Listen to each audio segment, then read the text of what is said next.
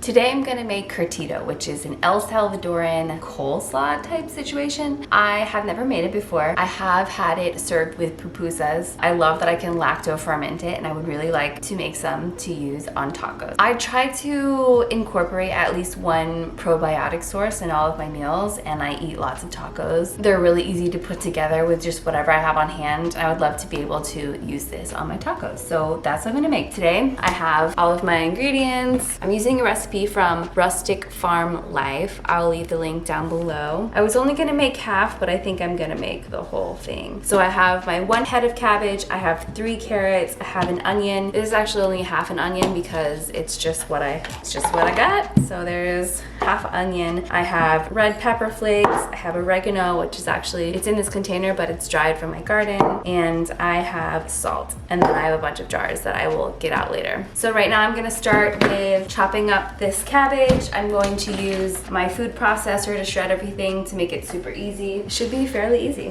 so let's get started. So whenever you lacto-ferment cabbage, you want to save the outer leaves. It is super helpful for later, and I will show you why. So these leaves just came off pretty easily. I'm just going to leave those off, and I'm going to cut it in half.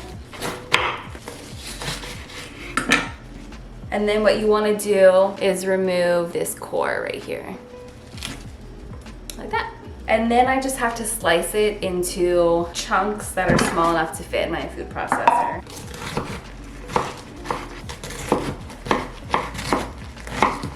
And on my food processor, I have this blade. I'm going to use this side of the blade for the cabbage, and then I'll probably flip it over and use these little grater ones for the carrots.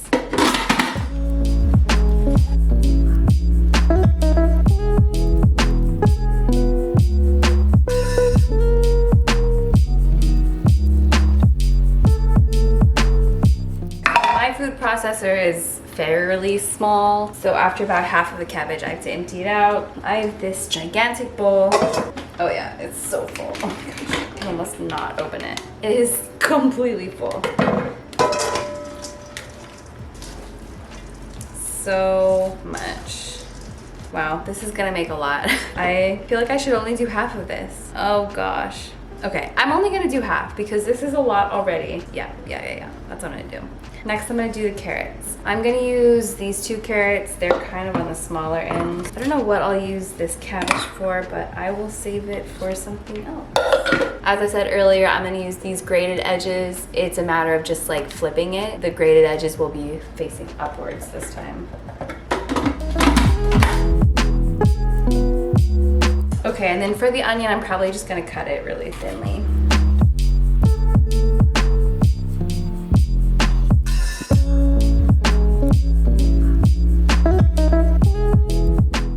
I'm gonna mix it up a little bit. I'm gonna break up these chunks of onions, and then I am going to add in the seasonings.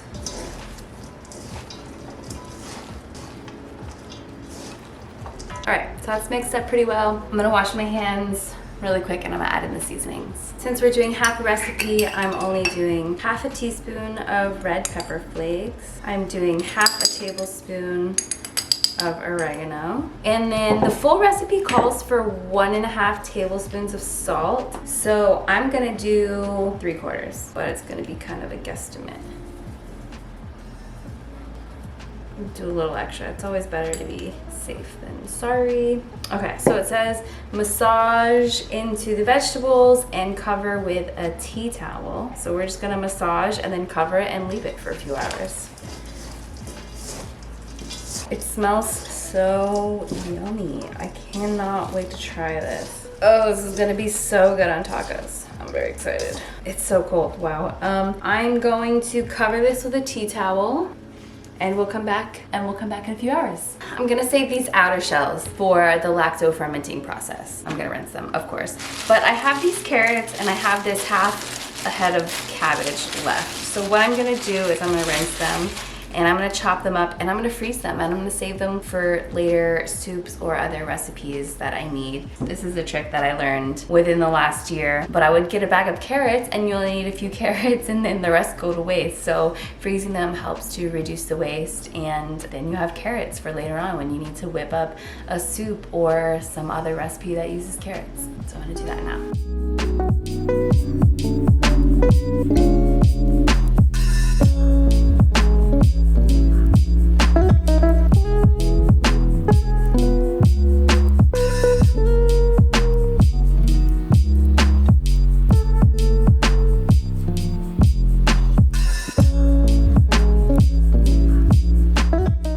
It's been about 30 minutes. We're gonna check on this Curtido.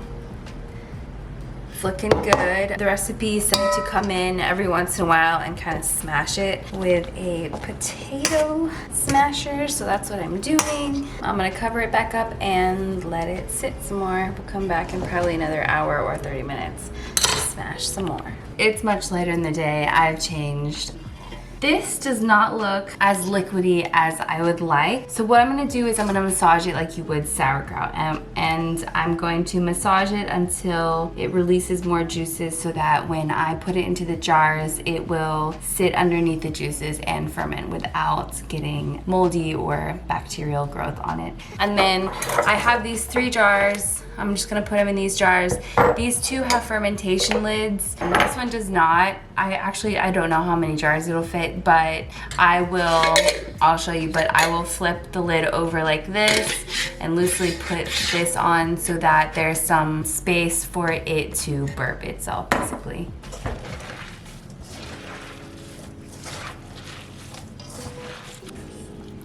Okay, so as you can see, it's released more juices. I'm gonna try to put it into jars and see what it looks like.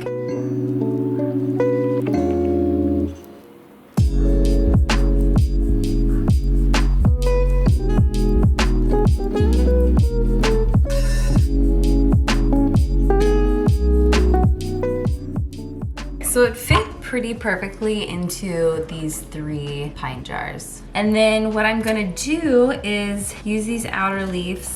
I'm going to take this and trace a circle. It doesn't have to be perfect. Circle. And I'm going to push this down really well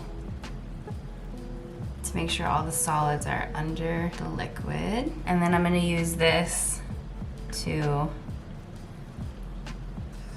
hold them down. And I think I'm just gonna leave it like that. And then put this little fermentation lid on. I actually got this at Walmart. I found these at Walmart. I just saw them in passing and was like, oh, that's really cool. You do have to put something underneath them in case they burp themselves basically and liquid comes out. So I would put a dish under this. I'm gonna put a dish under all 3 of them, but that one is good to go. Now I just have to do these other 2. And then if the solids don't go completely under the liquid, you could add a little bit of water. Maybe a little bit of salt water would probably be the best though. All right, so I'm gonna put the lid upside down and loosely screw that on.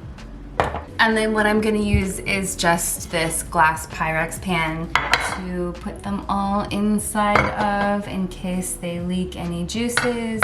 And I will leave them sit out probably about 7 days. I have to double check the recipe, but if that's not what it says, then I will put it here. So that's it. I'm really excited to try this out. I plan on putting it on tacos. It smells like it would go really good on a hot dog, which sounds really weird because I don't really eat a whole lot of hot dogs, but it could be delicious. I don't know what else, but I guess we're gonna find out.